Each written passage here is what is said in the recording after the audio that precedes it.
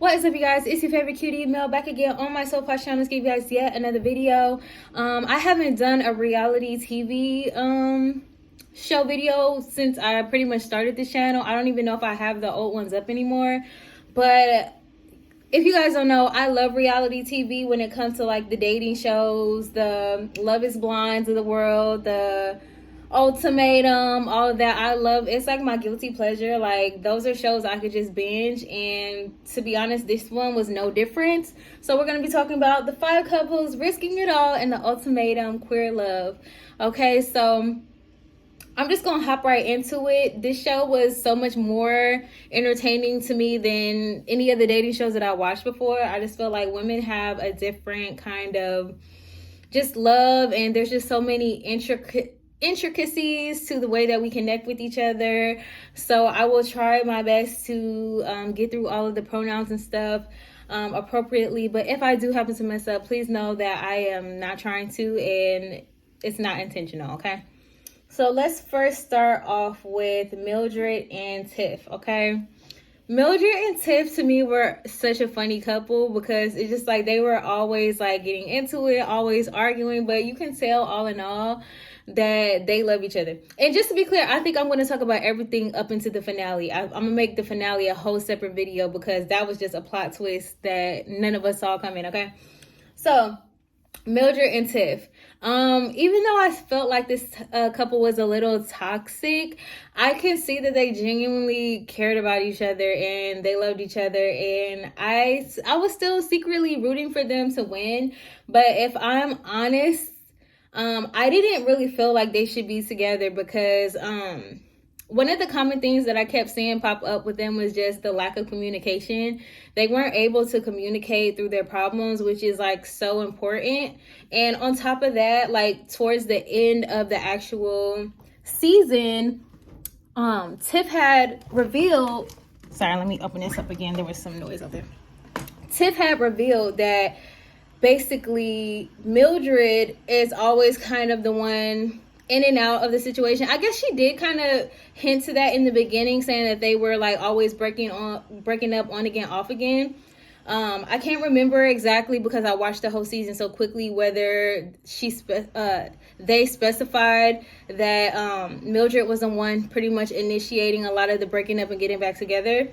And I feel like that right there is just a sign that like if you're not even able to have a consistent like stint of relationship and you guys are always breaking up and getting back together, I don't feel like that's a good foundation to get married. And towards the end, before they had to make the decision, it became more clear to me that Mildred, she wasn't really ready for what she was asking for, because it's just like if you can't just accept like what your partner is asking you for as far as like respect and communication, and you just want to be able to, you know, be done and walk away and not be able to talk through problems like in a calm fashion the way that Tiff needed her to, then I just don't see how that's a good base to be like, yeah, I'm gonna go ahead and get married. And I feel like maybe Tiff just felt like they felt like they didn't want to lose Mildred, so she was going to do whatever she had to do, because clearly there was just like a good connection there, or I'm not going to say good, but there's a strong connection there that was bonding them together, that's kept them together. And I feel like part of what keeps people together too in toxic relationships, it is the back and forth, it is the constant like up and down, and the fact that that's how they pretty much always describe their relationships to begin with. I just felt like that's not what marriage is. Marriage is consistent, it's steady, and it's not up and down. Like, sure, you will have problems and stuff like that, but it's not going to be like here, there, and everywhere. For the most part, there's an understanding that we're going to be there together. And I just felt like if that's already not happening, I don't feel like putting a title and a ring on someone's finger is going to change the dynamic of you guys' relationship. And even though I felt like they both had grown so much in the trial marriages, to me, it wasn't significant enough of a time or a change for them to feel like they could go ahead and take that step. And I feel sometimes people just feel like they have to have the happy ending in the show. But ultimately, I'm glad that they don't have to actually get married at the end of the show. It's just an engagement. So I guess it's not too bad if you want to just go ahead and take that step and leave there engaged and then see how the engagement goes. And then from there, I guess it's not that bad. If it doesn't work out, it doesn't work out. But at least, they took the leap of faith. Okay, now let's hop on to the next couple. Xander and what was her name? Vanessa. Xander and Vanessa. They were like an interesting couple. They gave me more like bestie vibes from the beginning. Vanessa didn't really seem to be that all invested in the process. She seemed to be coming into it more so just looking for fun, like, oh, yay, like, maybe they had just had such a long relationship that she was just excited about the prospect of being able to just, like, shake things up a bit. She seems like she really likes adventure. Xander always talks about her in a way of, like, fun and being adventurous and stuff like that. So it makes sense to me why Vanessa was so excited to just have something new going on and just shake things up a bit. When you're in a long-term relationship, I feel like things can probably get a little boring and a little stagnant. So her being that fun personality type, I feel like that's how she was taking it. I don't think she was more so going into it super serious. But I feel like she had a lot of growth, and this might be an unpopular opinion, but I don't feel like Vanessa was that bad. I feel like everyone was so... And then again, I didn't see her off camera, and I know on reality shows, like, things could get chopped up in a way where there's like certain narratives and stuff like that where things are missing. But to me, like, so what? Like, Vanessa, she might be like a little eccentric and a little over the top, but I don't feel like she really deserved all of the hate that she got from all of the other cast members. And I felt like it was kind of really mean-spirited and bully-like if everybody's a kind of like dog pile on top of her all the time just because they didn't like her personality. And I feel like at the end of the day, this journey was everybody's individual journey. So if she started it off maybe not with the best intentions, she still was going through the process. And ultimately, it really was Xander who wanted to come on the show because they were the ones who were proposing. So if it wasn't her idea to begin with, at least she was open to coming on the show and giving it a go. And she, I feel like, gained the most clarity. And I feel like she's the one who changed the most from the beginning all the way to the reunion. Like, so I do not dislike Vanessa, and I hate that she feels like she was the villain on the show and that everybody was like kind of not liking her and making it known the way that they did. I feel like it was kind of petty. Xander, they gave me like a really good vibe the whole way through. Very like consistent, good partner vibes, good communication, seemed calm. I did like the way that they always stood up for Vanessa when everybody was trying to like get on Vanessa's case, even when they weren't together, and even when maybe they had reasons to not necessarily defend Vanessa. I like Xander. Xander is solid, been solid, and I feel like Xander made the right choice in not proposing not because I don't think that Vanessa is great, but because if you genuinely don't know how you feel about something anymore, why would you rush into marriage and go ahead and propose anyway? Which I feel like is what pretty much not everyone else, but a lot of the other couples did. I feel like they just decided to get engaged because they felt like that was the thing to do. And I felt like just pressure, despite a lot of the red flags that were very like evident that I felt to everyone watching. But then again, it's just like we don't get to see the entirety of their relationship, so I'm just basing this off of what we could see. But I feel like Xander was just super level-headed and just true to themselves the whole time. Even when they thought that they might want to propose to Yoli, I just felt like it was very admirable to make the right choice for them instead of just trying to make the other person happy. Because I don't know, I just really admire Xander. Next, let's talk about Yoli and Mal. Mal also gives me very like solid partner vibes. Mal was so much more like emotionally intelligent and supportive than I feel like I could have ever been in 1,000 years. Like with all of the different things that Yoli was experiencing and feeling, and especially with her fears being validated that Yoli is just someone who could just fall in love like wherever they are. I feel like that was kind of like either a self-fulfilling prophecy or Mal just picked up on that about her partner and or their partner. And I just felt like that was made manifest. Like Yoli, she seems cool, but honestly, Yoli wasn't really my favorite character throughout the whole situation because I felt like she was always like playing sides. I feel like at the end of the day, she was ready to have her family and have that life that she had envisioned as far as like having a child and having the family unit. And I feel like she was just always making sure that she had an option.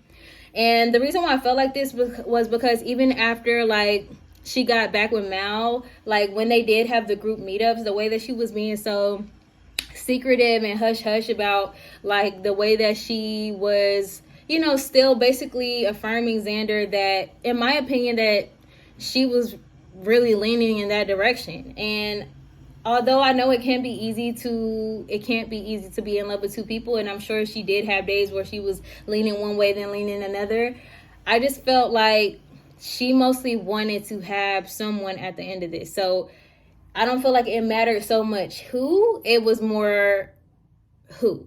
If you know what I mean, like it didn't matter which way she was going, but she knew that she was going to have someone. And I felt like the way that she was giving her energy to me was like trying to play it safe and make sure that at the end of the day, no matter if she felt like Mal wasn't going to choose her or if Mal wasn't going to lean in that direction, that she was going to have Xander. And if Xander wasn't going to lean in that direction, and if Xander was going to be with Vanessa, then she would have Mal. You know, to me, it was just like she was kind of being selfish and just giving two people hope that she was in it 100% with both of them. And that's what I didn't like about her. Also, I felt like I didn't like how she treated Vanessa. I feel like she was just so like snappy and like it's just like we're all in this process. I feel like she just wasn't really respecting her in that way. Like she was just so snappy with Vanessa, and it's like, are you mad that that was my whole person before we got here? Like, what is the attitude? Like, you know, I caught a lot of her like snappiness like with other people, particularly Vanessa. I don't know. She has a weird personality to me. But I feel like she was more of the villain than we realized. Like before you guys see the reunion, I feel like she was more the villain than Vanessa was, in my opinion. Let's continue. What was her name? Lexi and Ray. Okay, Lexi and Ray, they go by she, her. Okay. So Lexi and Ray, I feel like they were a very like safe couple. I didn't really have many feelings about them. I feel like Lexi was just she's the kind of person who knows what she wants and she's going to try to go after it and get what she wanted. And she was tired of the stagnancy and that's what she wanted, was to get married, and that's what she was there for. And I feel like she never really truly wavered from that. And I think that that's ultimately what anybody would want in a partner. Like she's just so sure and consistent in what she wanted. I do feel like she was really hard on Ray when Ray decided to do whatever she wanted to do with Vanessa, because to me, she was making it seem like Vanessa was an underage child who not Vanessa. She was making it seem like Ray was this underage child who can't make decisions for herself. And I felt like she kept trying to frame it like Vanessa was taking advantage of Ray when Ray was the one who initiated things. And I feel like she still kind of kept that position even down to the end of the reunion. And it's like, you're like kind of discounting Ray's choice in it all, you know, even though she did give Ray a lot of mess about it. Like she definitely she didn't give Ray a pass, but I just felt like the way that when it comes to how she interacted with Vanessa, she made it seem like it was all Vanessa. And I feel like at the end of the day, when you're going to show like this, you can't predict what's really going to happen. You're breaking up with your partner and giving them the opportunity to do whatever it is that they were going to do. And it could have been a lot worse. And I'm not saying that it wouldn't hurt regardless to find out that your partner is like doing that with another person. But they were broken up, and I just felt like she was being a little too harsh on Ray, because it's not like she cheated on her. She was treating it as if like she cheated on her, and she didn't. They were broken up, and this was a time where they were supposed to be fully immersed in this process, which is a crazy process. I feel like it's hard, so I don't judge Lexi for feeling the way she felt or how she reacted. But it was a hard situation. As far as Ray, I feel like on the show, I didn't really get a clear read for what her personality was, who she was really. It just always seemed like she was just so confused and she didn't have much to say. All I really got from her was that she was confused. And she was confused. We didn't get much of her personality. I don't know if she just... Some people are just not good around cameras and stuff like that, and maybe that was the case for her. Moving on. Let's see. Who else haven't I done with them? Aussie and Sam. I think this is the last one. So Aussie and Sam, I feel like it was just... Aussie, she seems like such a... wait, let me make sure. Check the pronouns. Aussie's pronouns is Aussie. Okay. So Aussie just gives me the vibes that Aussie is a good person. I feel like Aussie is a peaceful, good person, but Aussie hasn't dealt with the stuff from childhood so much so, and it was like violently coming out in this process because it seemed like Sam was a person in her life who was more passive with her, didn't really hold her accountable for, like, per se, not showing up in arguments, letting Aussie just walk off and really just not participate in things if it made her uncomfortable. Aussie uncomfortable. And I feel like this was a good process for them to go through because I feel like it made it abundantly clear that Aussie needed to heal.